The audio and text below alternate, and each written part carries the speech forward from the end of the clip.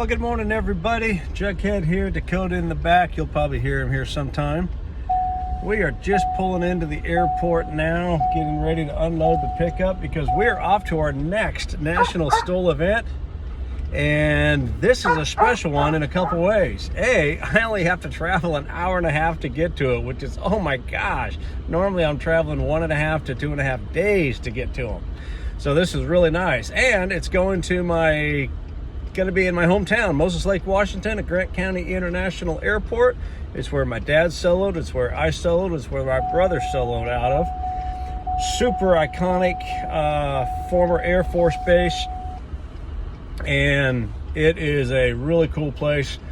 This STOL competition is going to be different in that it is going to be combined with the Moses Lake Airshow, so that's an extra special thing.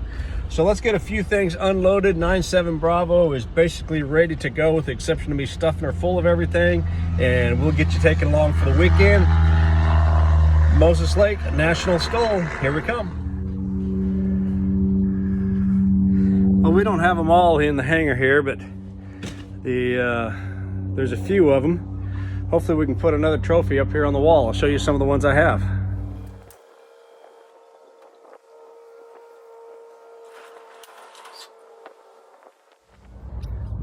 Well, she's all loaded. I think Dakota's ready. You ready to get in there? Pretty light load. All the light stuff in the back. Bag of clothes or coolers, some chairs, a couple tool bags, accessories, flight stuff, and the world's greatest dog.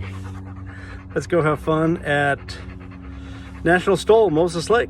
Thanks to Sport Aircraft Seats and Columbia Jackets, or Columbia Sportswear I should say, but it's the jacket right there. It's ready for me. So let's go close up the hangar and get going. Lone Star STOL, second place to Jeff Pohl.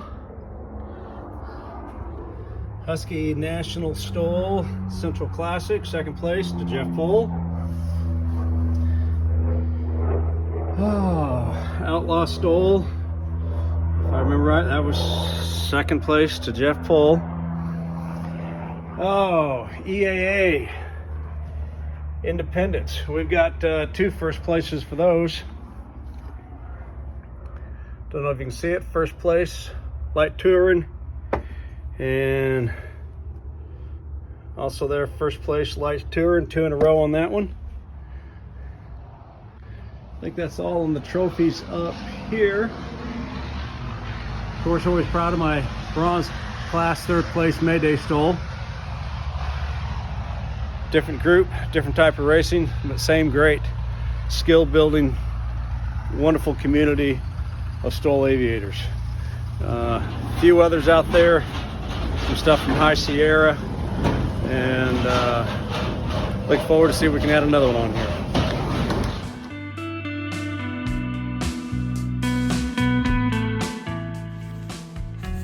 This journey to Moses Lake is along one of our normal routes over Highway 2 called Stevens Pass in the north central part of the Cascade Mountains of Washington. You can go through there at about 4,800 feet.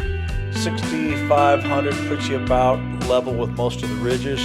Here's one of the fire looks out. I had to swing by. It's still closed for the season.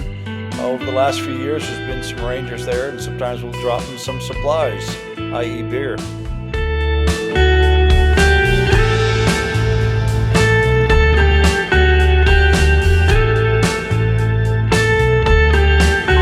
Alright, here's Mike practicing one last landing. He's got 12-mile-an-hour headwind.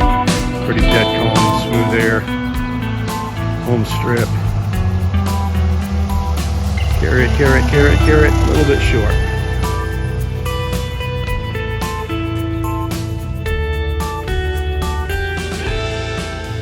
About a 220 scrap.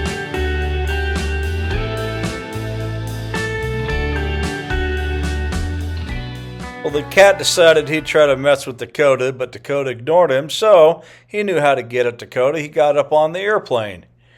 And then he got even further out on the airplane later. Headed over to Moses Lake in formation with my brother. This is looking down on the air show center site. Of course, got to take care of some media beforehand. Dakota doesn't look that interested, though.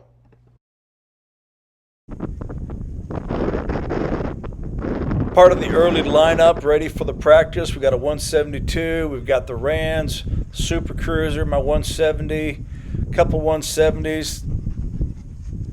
Nathan sold your brother his grass and told him, you mow it short like 2 times a year and you don't have to mow it. And he comes home and it's just growing like crazy. Like, Nathan's a lying piece of shit.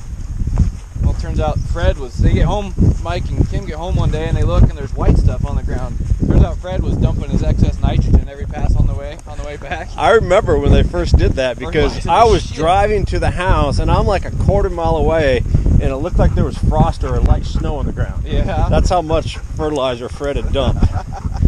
Yeah. Yeah, it's going to grow. But now the thing is, we kind of get in a competition. It's like, oh, hey, I'm coming over in 3 days. Don't mow the runway. Yeah. It's so fun to ride it on that zero steer bad boy mower.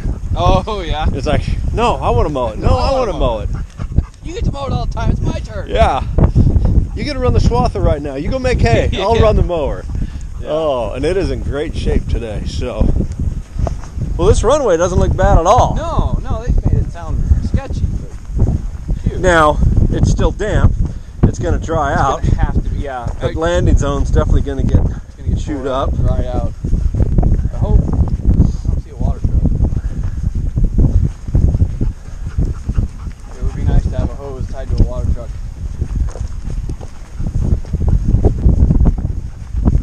There is some gravel kind of over here that's going to keep the dry stuff tied down. I like these winds though, right down the pipe. Just right down. Only in Moses Lake do you actually have a STOL corral made out of corral fences. Yeah.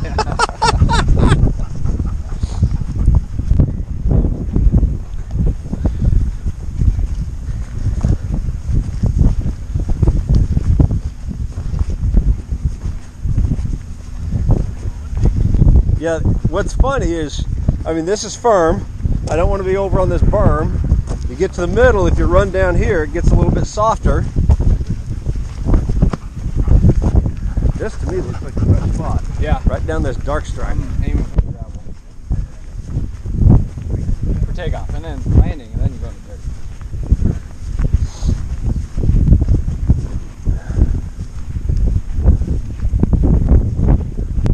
You guys alright, so what makes these little holes? I don't care about that, I just need this section here. This section right here is all you need? Yeah. Because if you want, I can just make some tire marks right here for you. Scratch. I believe I got the slow-mo that shows me hitting right about there out at Spokane when I beat you.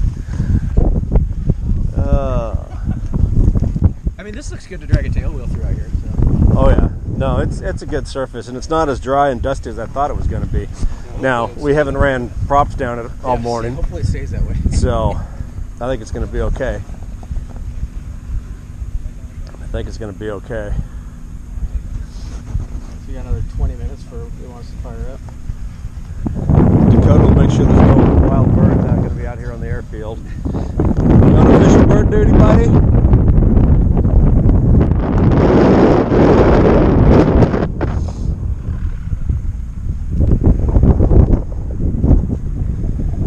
So when you do a STOL competition with a 370, you take the doors off, or anybody? So here was my first practice landing. Overall, I was happy with it. The wind was stable, about 12 mile an hour on the nose.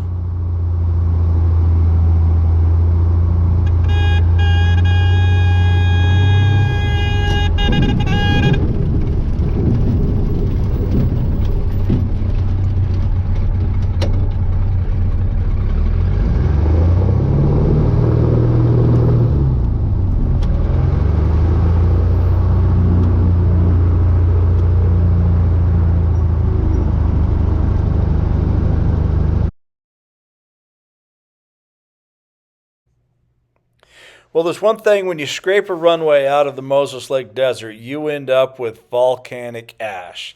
And as you saw taxiing, that was a real issue, especially on practice day. Visibility is only 75 feet behind airplanes in front of you.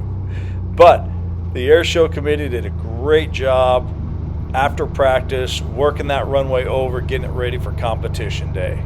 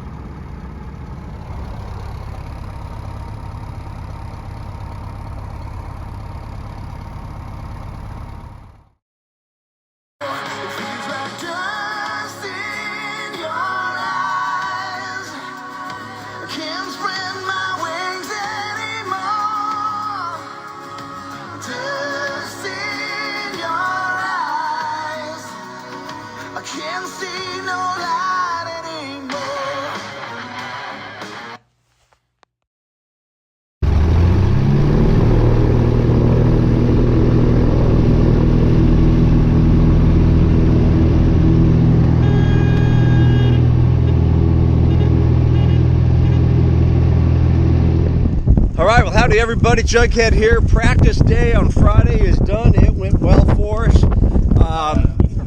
15 knots of wind right down the runway. The wind was steady though, pretty stable. So we were able to really kind of hang it there and trust the air. Gave us some nice performance. Somewhere around the 125 to 130 foot takeoff rolls, and I know two, I think three of my four landings were sub 100. Popular airplane. First one I know was a little bit long. The dust is definitely an issue, more when you're on the ground. And basically good landing surface, it's smooth. If we're being candid, good braking action. How it is, but don't tell. There's a strip out there that seems to be a little firmer than others that I was using for my takeoff. The prop blast is helping to clear that off.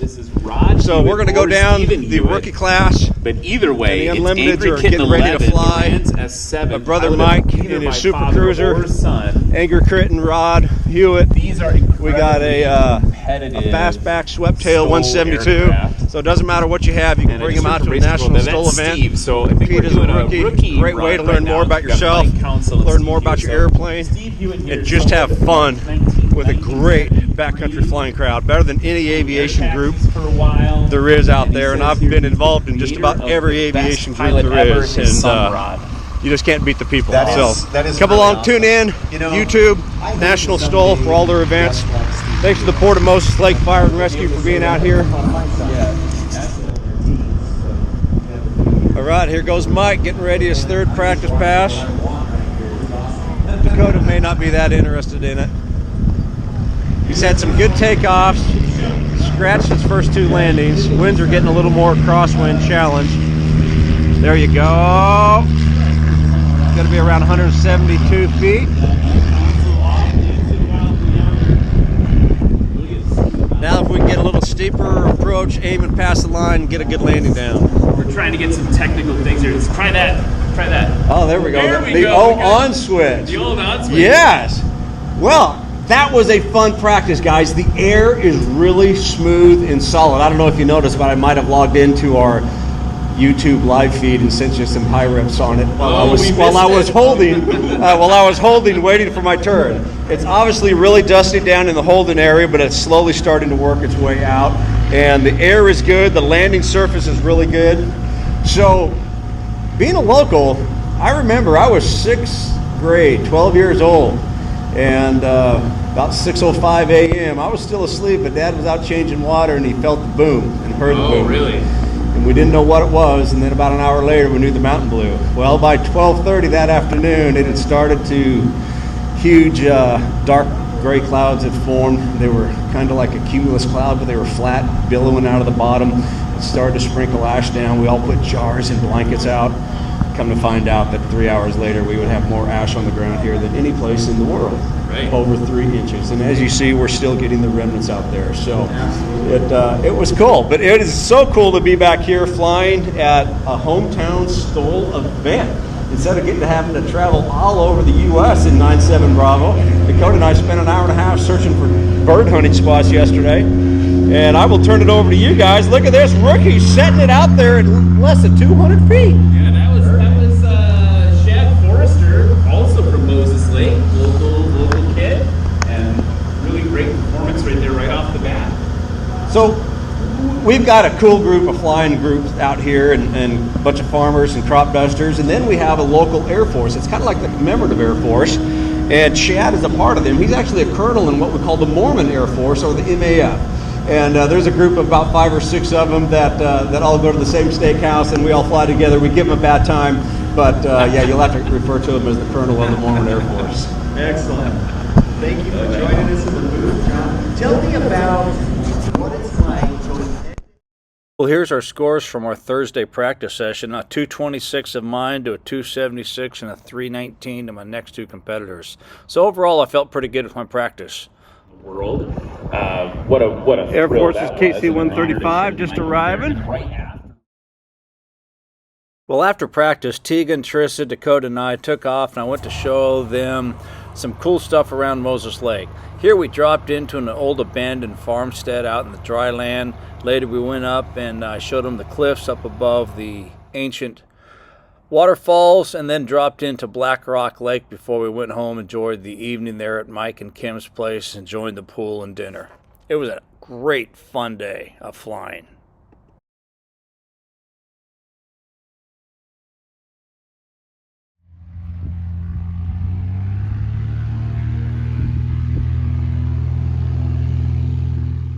Here I am departing the farmstead, and as you see in this next video, you can look down, you can see where we landed out in the CRP grass and see my takeoff tracks as well. Pretty equidistant between takeoffs and landings. Next up, here's the top of the cliffs. 2 good looking airplanes and a great looking dog. It's windy today, so you had to be careful with sinkers and risers at the edge of the cliff. I'm parked way up away from the edge. Tegan coming in here landing.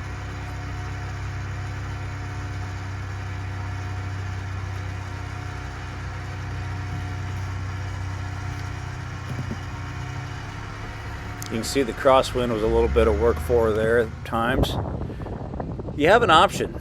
She decided to take off downwind and go out over the cliff. I decided to take off upwind and climb out along this slightly rising terrain, but you got it out to the left, you got it out to the right. You don't have to go over the power poles or the power lines, but I easily could.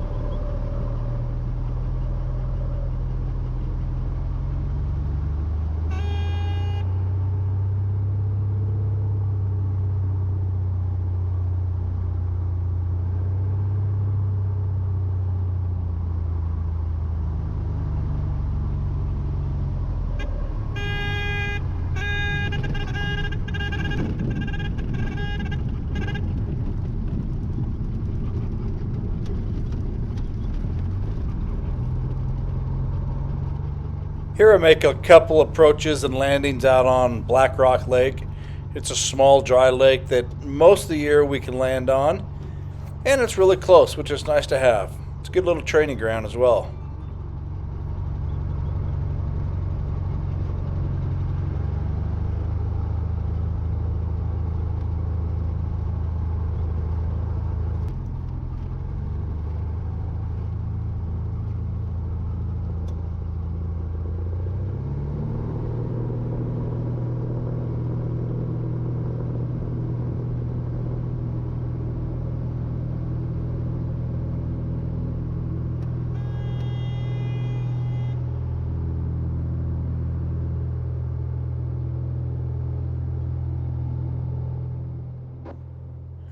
So come along here on a quick little right-hand circuit that I will make back down onto the lake once again.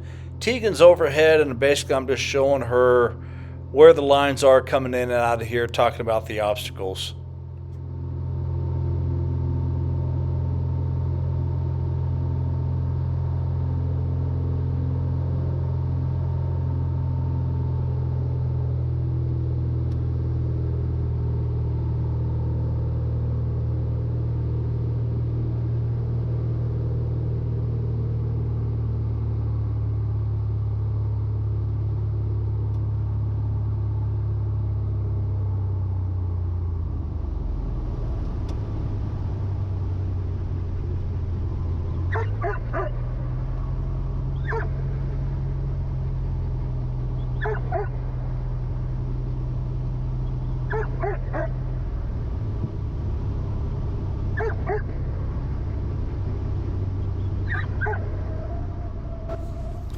Obviously, Dakota's providing a little bit of fine instruction for me as well.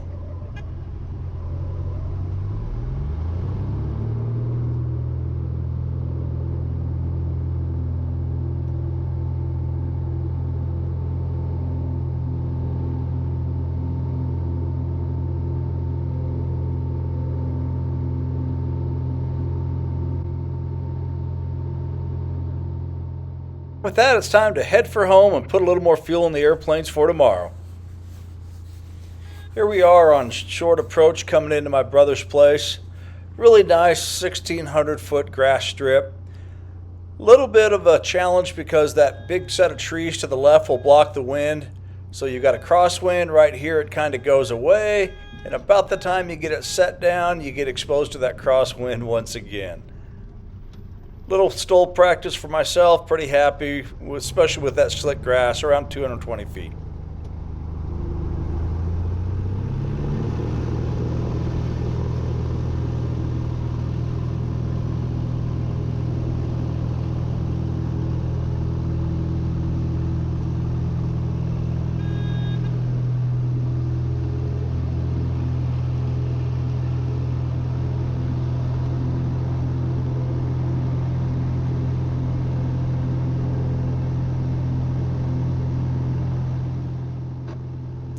But like Steve Henry says, you never can have too much practice. So I take off again, quick right downwind, and we'll do one more and call it an evening.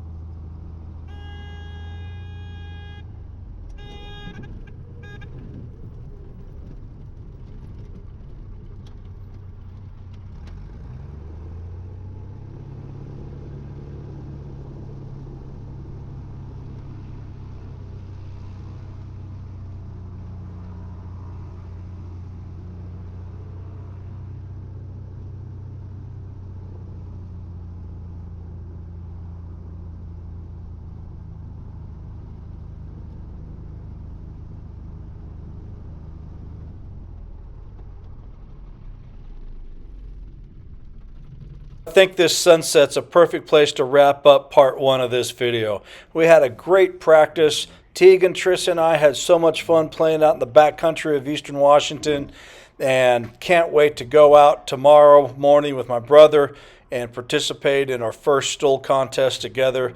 Thanks to National STOL, Moses Lake Airshow. Everybody come on back for part two of this video. Let's see if I can put another victory under my belt.